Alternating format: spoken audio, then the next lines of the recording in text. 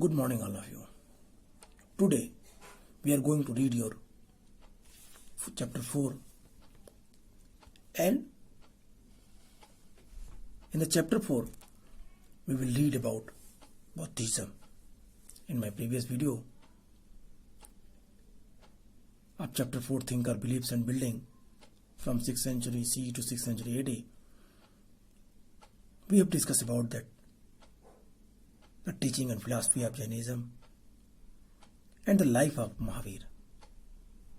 In short, in this video, we will read about Buddhism and development of Buddhism, spreading in not only in India, even worldwide level. We will discuss that architecture, sculpture also.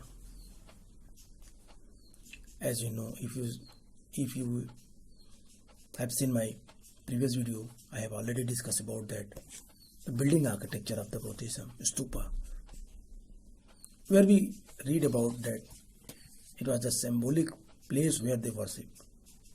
It is like a temple. It is initial. We can say, in other words, that it is the initial form of the temple.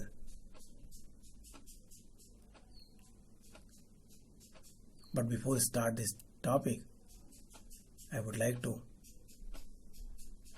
explain you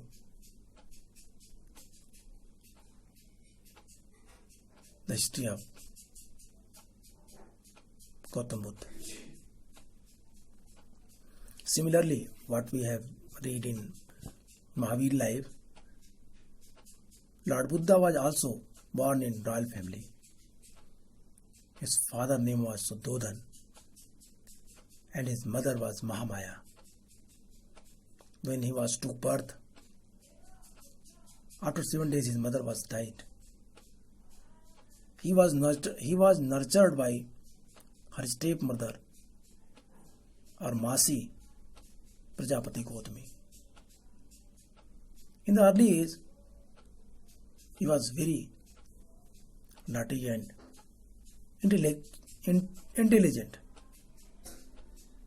His life enjoyed in palace. He was beautiful. He was prince, so he had every facilities. In a little bit time, once a religious teacher announced that कि गौतम बुद्ध या तो महान राजा बनेंगे या एक महान योगी बनेंगे। इन बातों से उनके पिता सुद्धोधन के मन में डर समा और उन्होंने अपने पुत्र के लिए सुख सुविधाओं से पूरी व्यवस्था कर दी।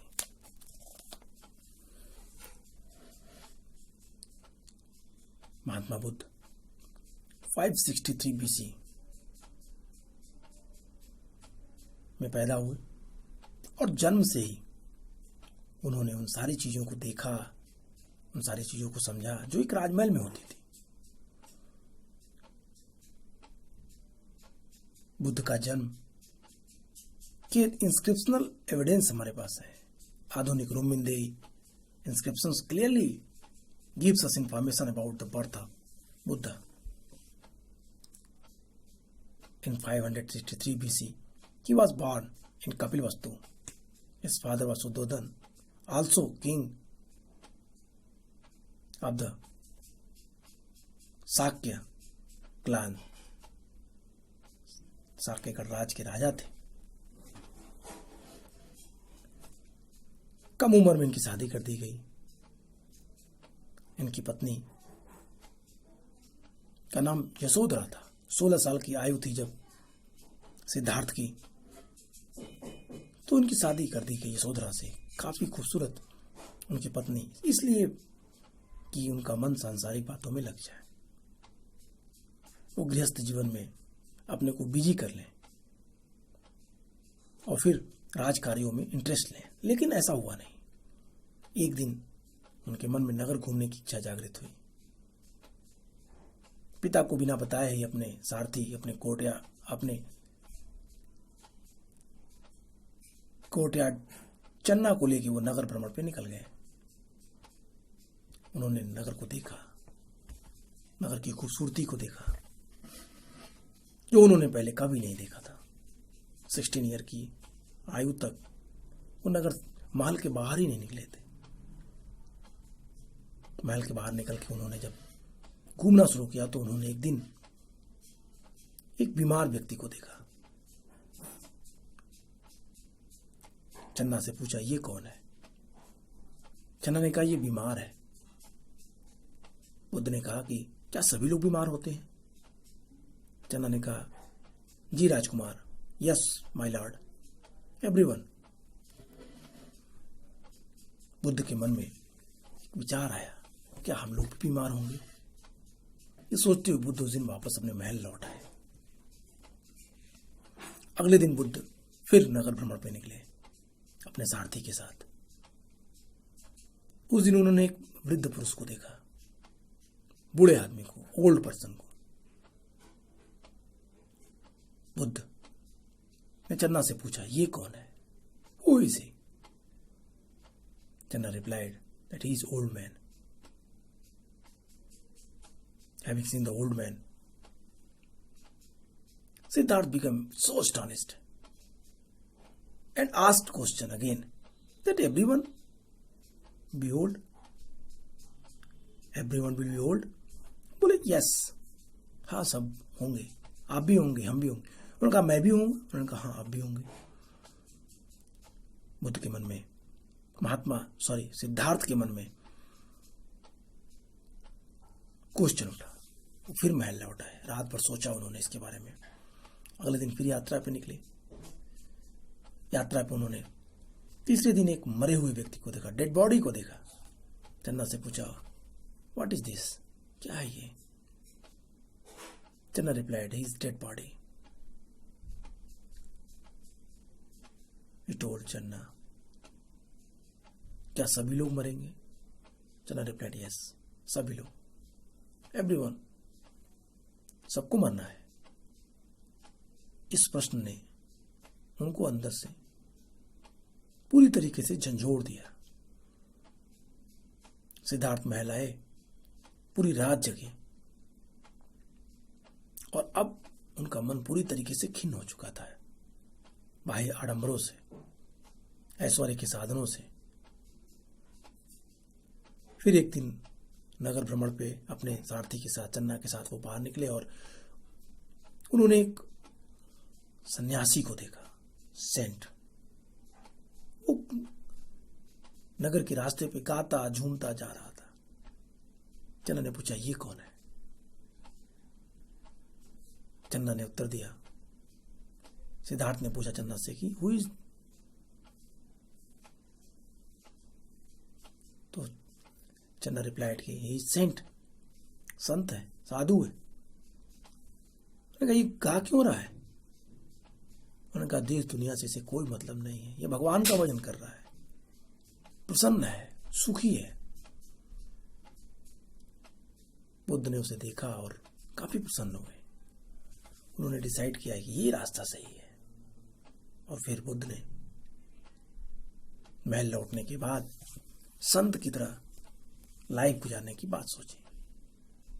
ये बात जब राजा को मालूम चला तो राजा अत्यंत चिंतित हुए। उनके फादर कपिलवस्तु के साक्यगढ़ राज्य के मुखिया सुद्धोधन को जब ये बात मालूम चली तो बेहद विचलित हुए।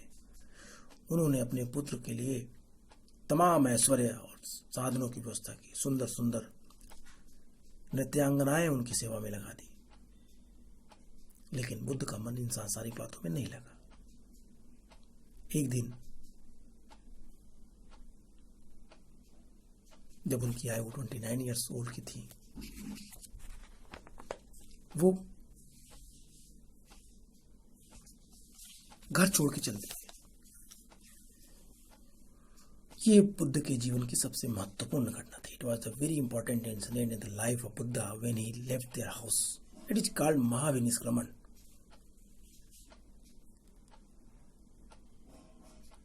And he decided finally that I will not live my life as a prince. He decided that I am spending my life as a saint. He decided that what is the reason of sorrow. He felt having seen all the incident in their city, and he analyzes that behind all incident only one reason, that is sorrow. Everywhere sorrow. Sorrow is spreading whole city or country, in all life also.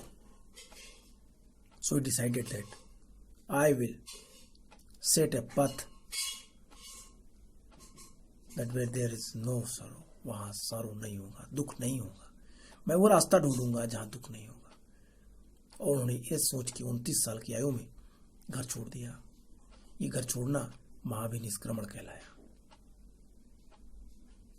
Buddha ज्ञान की तलाश में भटकने लगे. कपिलवस्तु के साक्ष्य से होते हुए अनोमा नदी के तट पे, वर्तमान संत कबीर नगर यूपी का डिस्ट्रिक्ट है, यहाँ पे उन्होंने अपने सारथी और घोड़े, रथ, आभूषण सब दे के चन्ना को नगर वापस भेज दिया. अपने बाल पत्थरों से काट डाले. अब वो साधारण भिक्षु के रूप में, साधारण व्यक्ति के रूप में घूमने लगे. पाटलिपुत्र पहुंचे. पहला टीचर बनाया रुद्रक रामपुत्र. सांख्य दर्शन का पढ़े था. फिर और आगे बढ़े, एक टीचर और बनाया, लेकिन उन्हें शांति नहीं मिली. फाइनली वो शांति की तलाश में बोध गया पहुंचे. पीपल के वृक्ष के नीचे, कई जगह बरगद का वृक्ष लिखा है, banyan tree, but there is no doubt peepal या बरगद. पीपल के पेड़ के नीचे वैशाख पूर्णिमा के दिन निरंजना नदी के किनारे बोध गया में बुद्ध को ज्ञान की प्राप्ति हुई. ये ज्ञान की प्राप्ति, बुद्ध धर्म का दूसरा परिवर्तन संबोधि कहा गया. Sambodhi is to become intellectual of Buddha, so of Siddhartha, and after intellectuality he called Buddha और तथागत. ज्ञान प्राप्ति के बाद बुद्ध तथागत कहे गए, और ये उनकी विशेषता. अब उन्हें एक शिक्षक के रूप में सेट किया. उन्होंने अपना पहला ज्ञान दो बंजारों को, तपस्सु और मल्लिक नामक बंजारे व्यापारियों को दिया. वैसे एनसीईआरटी लिखती है कि उनके 5 शिष्य ब्राह्मण थे. अब आसज, बोधिस, भद्दीय, महानामा, कहीं पे वप, बोधिस, भद्दीय, महानामा और अज का नाम आता है. नाम में थोड़ा बहुत डिफरेंस है. 5 ब्राह्मणों के नाम काउंट किए गए हैं जो उनके पहले शिष्य बने. ये वही शिष्य थे जिन्होंने महात्मा बुद्ध का साथ छोड़ दिया था. 5 शिष्य बने और फिर बुद्ध उनके साथ सारनाथ पहुंचे. सारनाथ का नाम ऋषिपत्तन था तत्कालीन समय में. या मृगदाव मोरना को क्रॉस किया, सारनाथ पहुंचे. सारनाथ में उन्होंने पहला धर्म उपदेश दिया. First sermon was given by Buddha in Sarnath. That is called धर्म चक्र प्रवर्तन. धर्म प्रचार का कार्य शुरू किया. धर्म प्रचार करते हुए इन्होंने कई सारे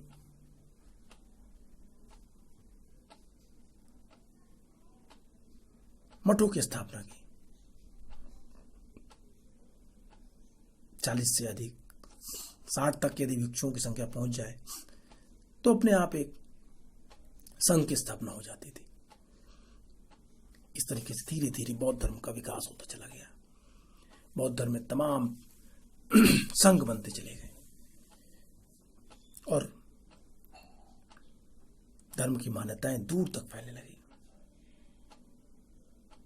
बुद्ध अपने धर्म के प्रचार करते समय अंतिम समय 483 BC कुशीनारा पहुंचे।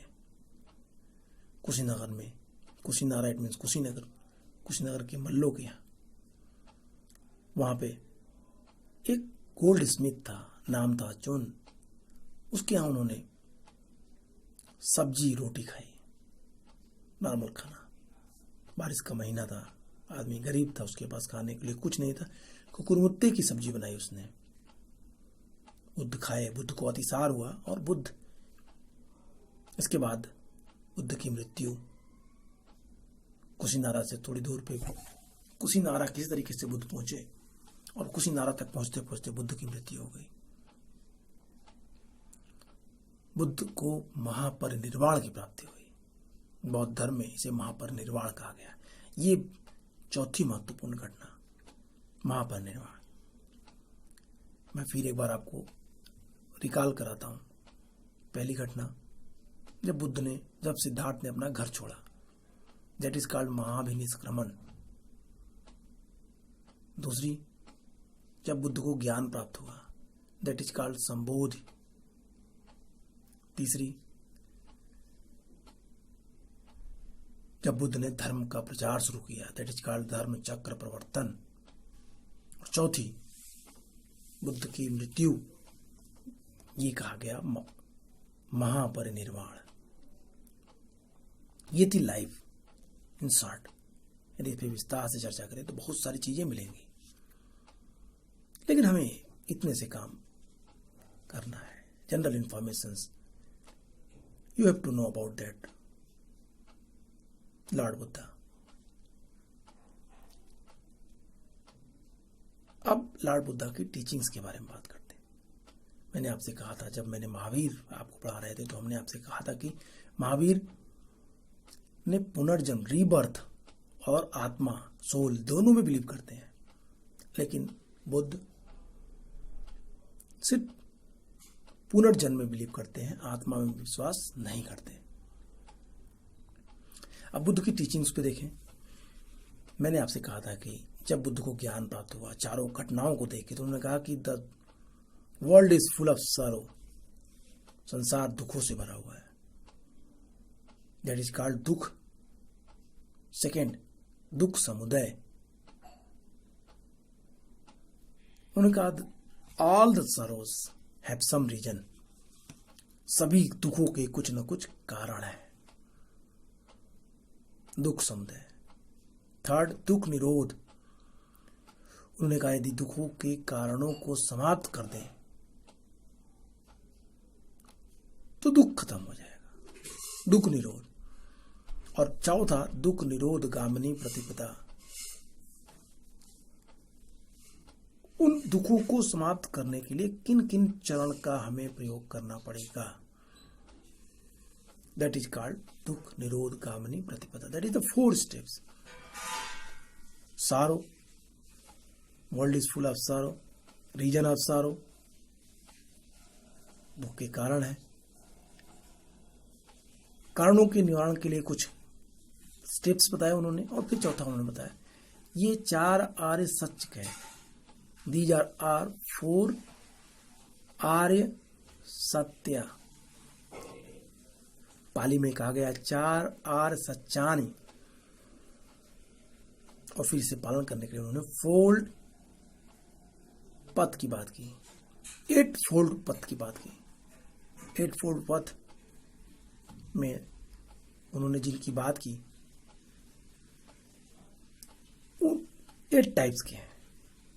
सम्यक दृष्टि, सम्यक संकल्प, सम्यक वाक, सम्यक कर्मान, सम्यक आजीव, सम्यक व्यायाम, सम्यक स्मृति और सम्यक समाधि। इन चीजों को पालन करते हुए व्यक्ति को निर्वाण की प्राप्ति हो सकती है।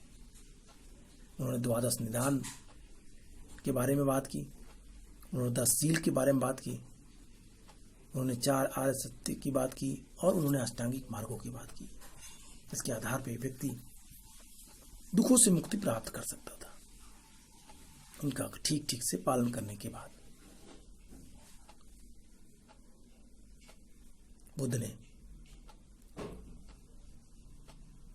व्यक्ति के जन्म के बाद की 12 स्थितियों का वर्णन किया है, इसे 12 निदान कहा है।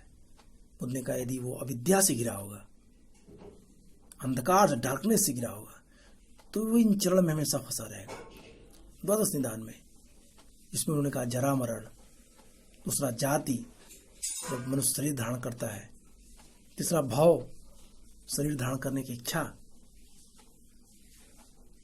चौथा उपादान सांसारिक विषयों से लिपटे रहने की इच्छा, पांचवा तृष्णा,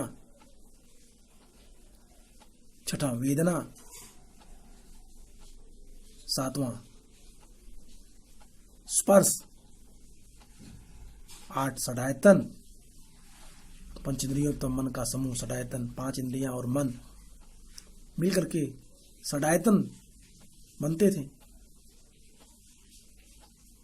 नौवां नाम रूप, उसका कुछ नाम दिया जाता था।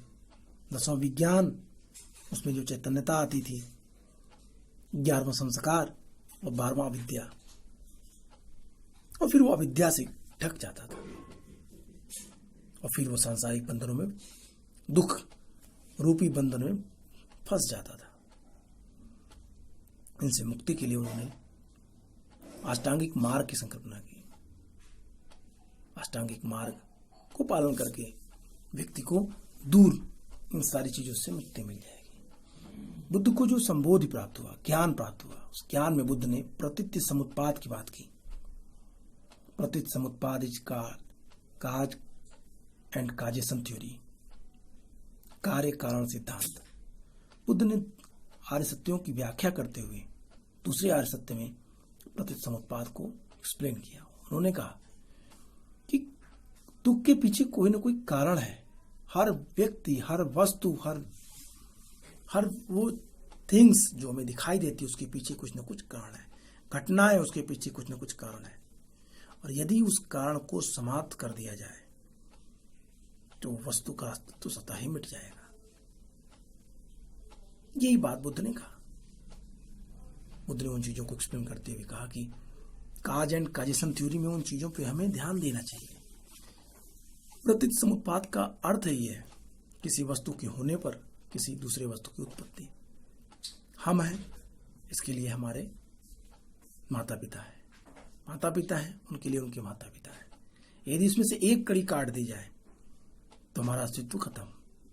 ठीक इस तरीके से संसारिक सभी वस्तुओं में इस नियम का उन्होंने आरोपण किया, इम्प्लीमेंटेशन किया।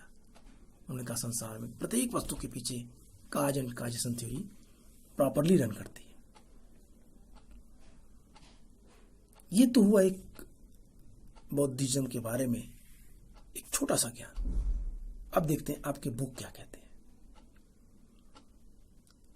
आई थिंक टॉपिक 4 है आपका, चैप्टर 4 में topic 4 the Buddha and the quest for enlightenment. One of the most influential teacher of the time was Buddha. Over the centuries, his message spread across the continent and beyond, through Central Asia to China, Korea, Japan, through Sri Lanka, across the sea of Myanmar, Thailand and Indonesia, the worldwide level. His idea was spread. How do we know about Buddha's teaching? These have been reconstructed by carefully editing, translating,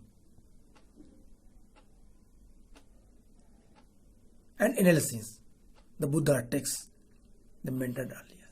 Buddha के उपदेशों का व्याख्या, बुद्ध के उपदेशों की शिक्षाएं भारत के बाहर दूर दराज क्षेत्रों में फैल गई। बुद्ध के इन उपदेशों के बाद, बुद्ध की मृत्यु के बाद, महात्मा बुद्ध की मृत्यु के बाद 4 बौद्धिस्ट काउंसिल हुए। फर्स्ट बौद्धिस्ट काउंसिल राजगिरी में हुई बुद्ध के मरने के तुरंत बाद 483 भगत का राजा था अजातशत्रु। इस बौद्धिस्ट काउंसिल की अध्यक्षता की महाकश्यप ने। जगह राजगिरी। इसकी टाइम डेट देखिए आप। इसके लिए 4 कॉलम बनाइए। एक कॉलम में लिखिए first Buddhist century council first Buddhist council. आगे लिखिए किंग नेम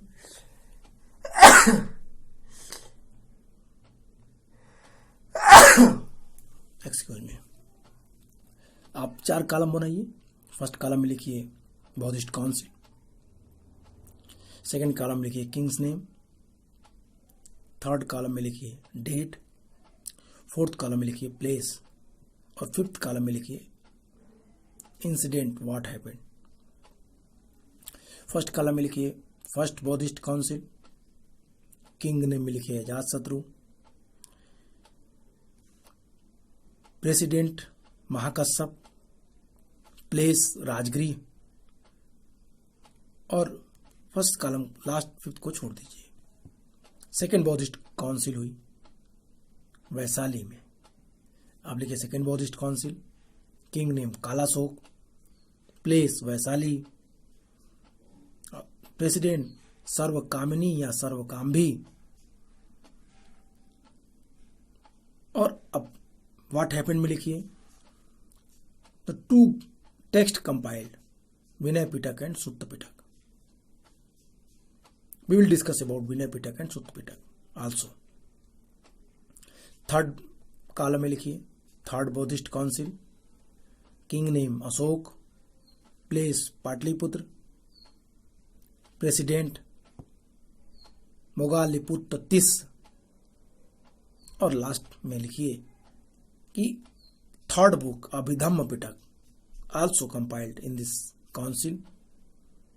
फोर्थ में लिखिए फोर बौद्धिस्ट काउंसिल, प्लेस का नाम लिखिए कुंडलवन कश्मीर, किंग का नाम लिखिए Kanishka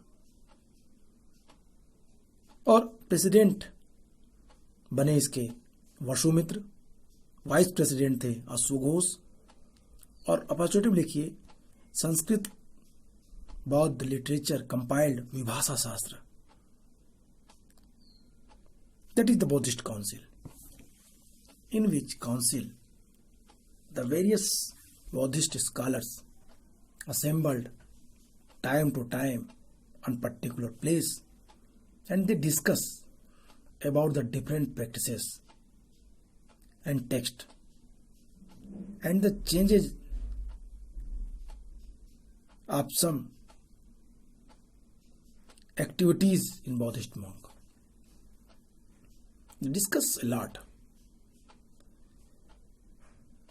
Actually, the second Buddhist council, there are so many conflicts between West and East Buddhist Sangh. So that's why the second Buddhist council,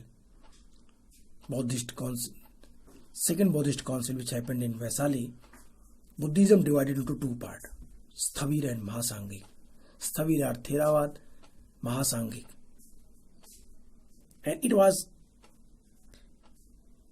clearly separated in two parts in fourth Buddhist council, which happened in Kundalban, Kashmir.